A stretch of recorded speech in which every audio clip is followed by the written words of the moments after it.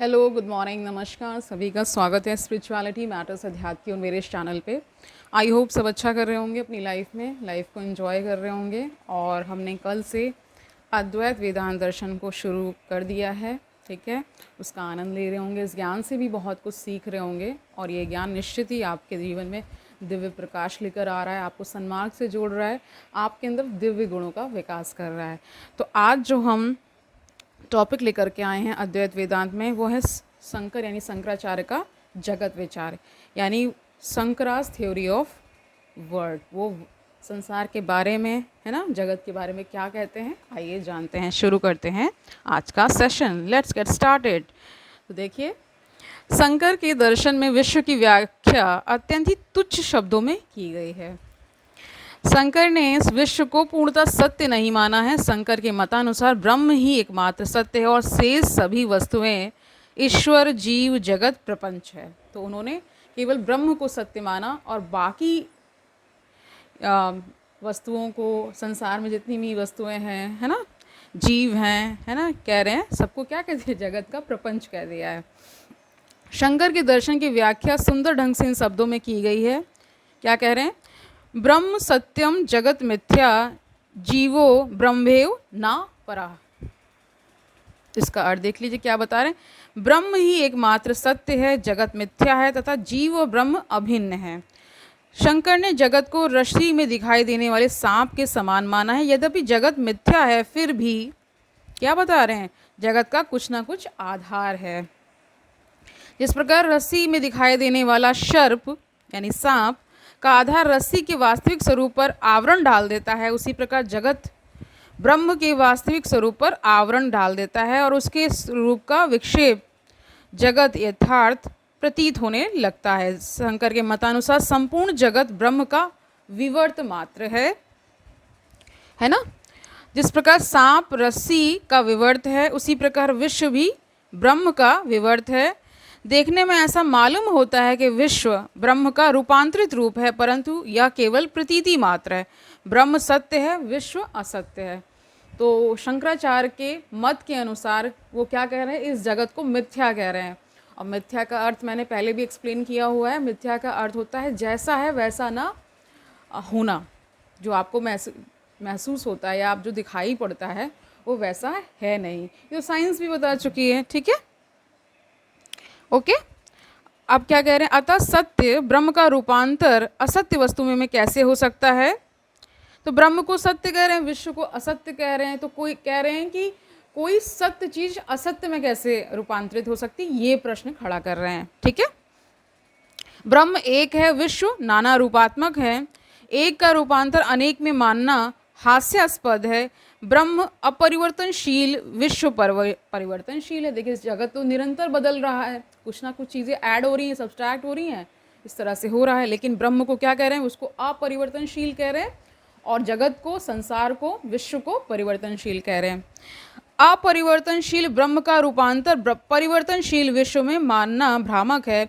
अतः शंकर विवर्तवाद का समर्थन करते हैं एक तरह से।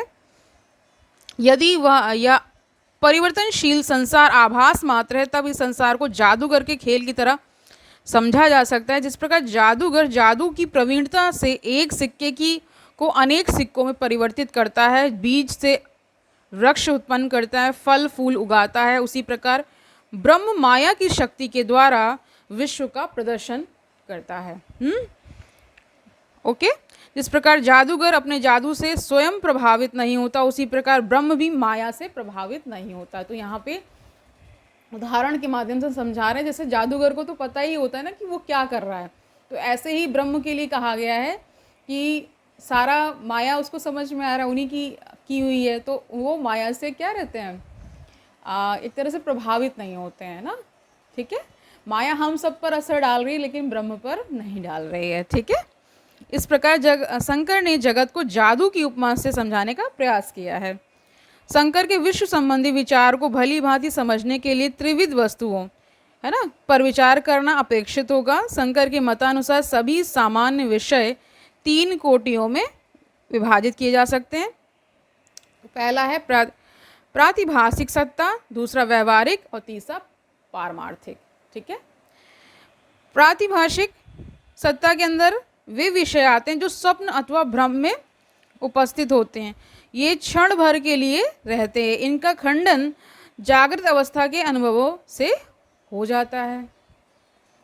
व्यवहारिक सत्ता जिसमें हम सब निवास करते हैं, जिसमें हम सब ये सब खेल खेल रहे हैं, एक दूसरे से बात कर रहे हैं, एक दूसरे का दिल तोड़ रहे हैं, एक दूसरे से वैमनस्य रख रहे हैं, ईर्ष्या रख रहे हैं ना, ये सारे जो हैं। तो व्यवहारिक सत्ता के अंदर वे वस्तुएं आती जो हमारे जागृत अवस्था में सत्य प्रतीत होती हैं।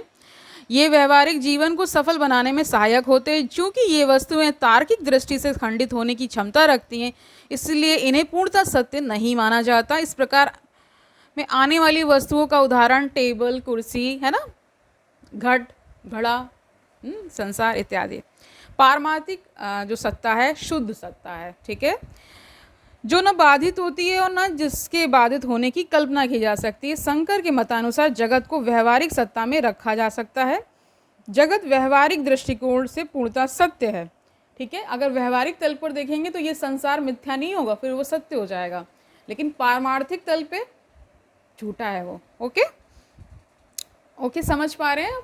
ओके, तो कह रहे हैं जगत प्रातिभाषिक या प्रतिभाषिक सत्ता की अपेक्षा अधिक सत्य है और पारमार्थिक सत्ता की अपेक्षा कम सत्य है। तो जहाँ उस बिंदु पे जाकर बैठेंगे जहाँ पारमार्थिक सत्य होगा या उस स्थिति को जब हम पाते हैं, तब ये संसार मिथ्या और ये संसार कहते हैं विलुप्त हो जाता है। ऐसा जो उस लेवल तक गए हैं उनको पता है, ठीक है। शंकर ने देखिए, शंकराचार्य की जब बात होती है तो उनके लिए कहा जाता है कि 8 वर्ष में, कल हमने जाना था ना, 8 वर्ष में तो उनको सारे वेदों का ज्ञान हो गया था। 32 वर्ष में तो ये शरीर छोड़ चुके थे।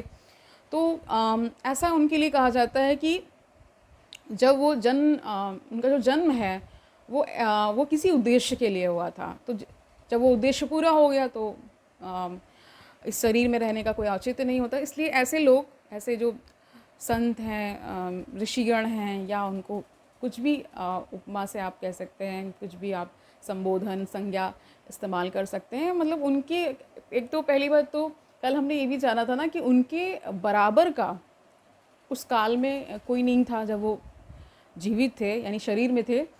उस समय भी उनकी जो विद्या है, कह लीजिए उनका जो ज्ञान है, उसको टक्कर देने वाला कोई नहीं था। और आज भी उनका जो कह सकते हैं उनका जो दर्शन है वो हम सब के लिए क्या है, एक तरह से बहुत सारा रेलेवेंट है, यानी कि बहुत सुसंगत है, ठीक है। तो कह रहे शंकर के मतानुसार जगत को व्यवहारिक सत्ता में रखा जाता है। जगत व्यवहारिक दृष्टिकोण से पूर्णतः सत्य है। जगत प्रतिभाषिक सत्ता की अपेक्षा अधिक सत्य है ना, और पारमार्थिक सत्ता की अपेक्षा कम सत्य है। तो प्रतिभाषिक में तो जो प्रतीत होता है वैसा है ना, जो हमें दिखता है, अपेरेंट एग्जिस्टेंस जिसे बोल जाते हैं।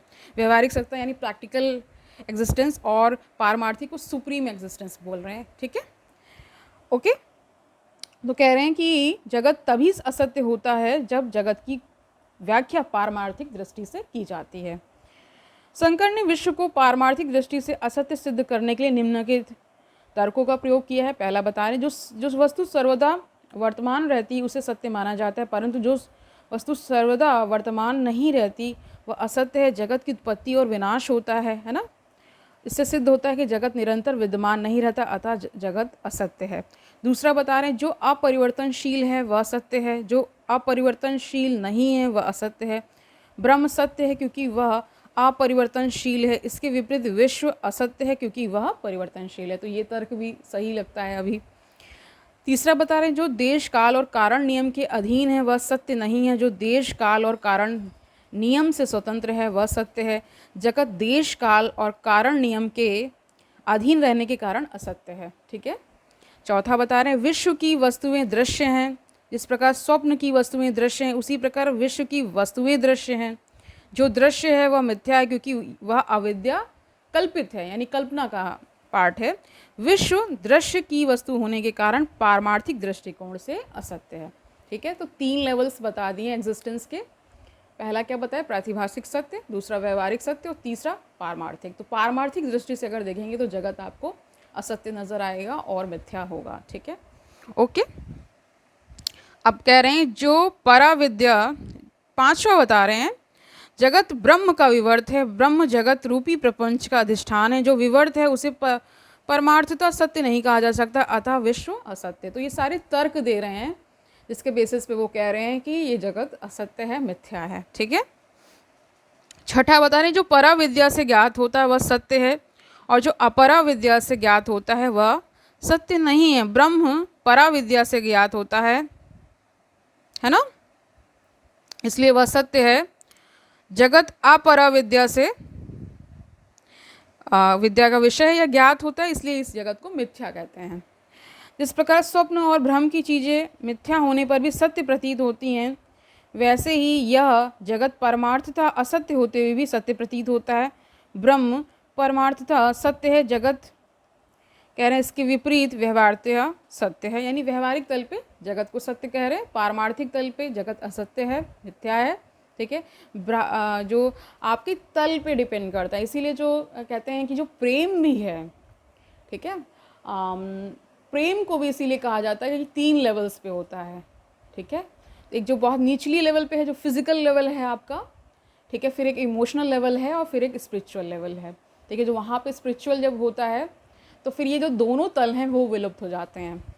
फिर ऐसा कहा जाता है जैसे कृष्ण और मीरा का प्रेम है, तो वहाँ पे भी ऐसा कहा जाता है, क्योंकि उनमें देखिए शताब्दियों का अंतर है, फिर भी वो क्या कह रही हैं, मेरो तो गिरधर गोपाल दूसरों ना कोई। ठीक है। तो वहाँ प्रेम जो है वो किस लेवल का चला गया है, यानी आध्यात्मिक लेवल का प्रेम है वो।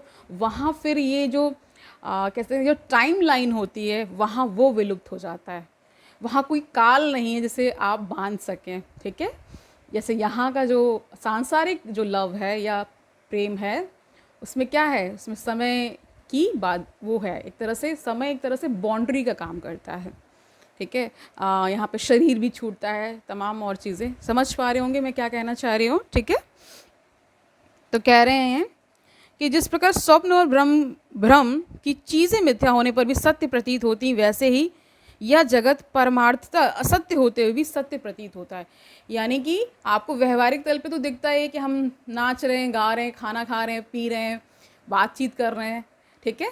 ये व्यवहारिक लेवल है, इसलिए ऐसा प्रतीत होता है कि ये सत्य है। ब्रह्म क्या कह रहे हैं, परमार्थता सत्य है, जगत इसके विपरीत व्यवहारिक तल पे सत्य है, अतः जगत परमार्थ के तल पे सत्य नहीं है। शंकर के अनुसार विश्व का आधार ब्रह्म है, जिसका आधार यथार्थ हो या वह अयथार्थ नहीं कहा जा सकता। कह रहे हैं कि क्योंकि ब्रह्म को ही केवल सत्य ये बता रहे हैं, तो कह रहे हैं अन्य जो तल पे क्योंकि वो उस तल पे पहुंच चुके थे, इसलिए उनको ये सब तल क्या विलुप्त हो गए होंगे, और इसीलिए उनको केवल ब्रह्म ही सत्य नज़र आता है। ठीक है। जिस प्रकार मिट्टी वास्तविक है, उसी प्रकार उसका रूपांतर भी वास्तविक है। यह जगत तात्विक रूप में ब्रह्म है, क्योंकि वह उसके ऊपर आश्रित है। यह जगत ब्रह्म का प्रतीति रूप है जो सत्य है। ठीक है। शंकर का जगत विचार बौद्ध मत के शून्यवाद के जगत विचार से भिन्न है। शून्यवाद के अनुसार जो शून्य है वही जगत के रूप में दिखाई देता है, परंतु शंकर के मतानुसार ब्रह्म जो सत्य है वही जगत के रूप में दिखाई देता है। शून्यवाद के अनुसार जगत का आधार असत्य है, जबकि शंकर के अनुसार जगत का आधार सत्य है। शंकर का जगत विचार बौद्ध मत के विज्ञानवाद के जगत विचार से भी भिन्न है। विज्ञानवादियों ने यानी उनके अनुसार, विज्ञानवादियों के अनुसार मानसिक प्रत्यय ही जगत के रूप में दिखाई देता है, परंतु शंकर के अनुसार विश्व का आधार विज्ञान मात्र नहीं है। यही कारण है कि विज्ञानवाद ने विश्व को आत्मनिष्ठ माना है, जबकि शंकर ने विश्व को वस्तुनिष्ठ माना है। ओके। शंकर के विश्व संबंधी विचार और ब्रैडले के विश्व संबंधी विचार में साम्य है, यानी समानता दिखाई पड़ती है। शंकर ने विश्व को ब्रह्म का विवर्त माना है, ब्रैडले ने भी विश्व को ब्रह्म का आभास यानी अपीयरेंस कह रहे हैं कहा है। दोनों के दर्शन में विश्व का स्थान समान है। शंकर ने बौद्ध दर्शन की तरह विश्व को अनित्य और असत्य माना है, इसलिए शंकर को कुछ विद्वानों ने प्रच्छन्न बौद्ध कहा है, यानी बुद्ध इन डिस्गाइज कहा है। ठीक है। ओके। तो आज के लिए इतना ही रखते हैं। आपको समझ में आ गया होगा, ये पहले से भी इनका ज्ञान बहुत प्रचलित है, इनके विषयों के बारे में आप पहले से जान रहे होंगे, लेकिन जब ज्ञान दोबारा से आपको मिलता है तो वो पुख्ता होता जाता है। और कोई अगर आपको धीरे धीरे ज्ञान की ओर लाता है तो आप ये समझ पाते हैं कि कितना आवश्यक ज्ञान होता है। तभी हम अपना सुंदर जीवन बना सकते हैं। विभिन्न विषयों को जान करके, उनके बारे में पढ़ करके हमें अपना दर्शन बनाने में, यानी हम किस दृष्टिकोण को लेकर के चलें, उसमें भी हम चूज़ कर पाते हैं। ठीक है, हम किसके करीब खुद को पाते हैं, ठीक है, किस दर्शन के करीब हम खुद को पाते हैं, ये हम निर्णय ले पाते हैं। ठीक है, तो आज के लिए इतना ही रखते हैं। कल हम जो लेने वाले हैं टॉपिक वो है क्या विश्व पूर्णतः असत्य है। इसके बारे में हम इंक्वायरी करने वाले हैं, इसके बारे में हम जानेंगे। आई होप आज का सेशन आपके लिए कल्याणकारी रहा होगा। आपने जान लिया है, ठीक है, कि जगत विचार शंकर का किस प्रकार हमें प्रभावित कर रहा है। और मैं ये समझ पा रही हूँ कि सभी दर्शनों का अपना एक महत्व है ना। इसके मानने वाले लोग हैं, इसके कह सकते जो फॉलोअर्स हैं, जैसे बुद्ध फिलॉसफी को बहुत मानने वाले लोग हैं। ठीक है, इसी प्रकार शंकर का जो वेदांत, अद्वैत वेदांत दर्शन है, उसको भी बहुत सारे लोग मानते हैं। तो कल मिलते हैं, तब तक के लिए आनंद से रहिए, सुखपूर्वक अपना जीवन व्यतीत करिए, दूसरों को सुखी करिए। और ये भी याद रखिए कि सभी दर्शनों में शंकराचार्य का अद्वैत वेदांत दर्शन प्रमुखतया बहुत प्रसिद्ध है। और इसका जो कह सकते हैं, इसका जो महत्व है वो भी हमें धीरे धीरे पता चलने वाला है। आज के सेशन से हम जान पाए हैं कि शंकर क्या कहना चाह रहे हैं और क्या उनका जगत विचार है। ठीक है, कल मिलते हैं, तब तक के लिए हरिओम तत्सत।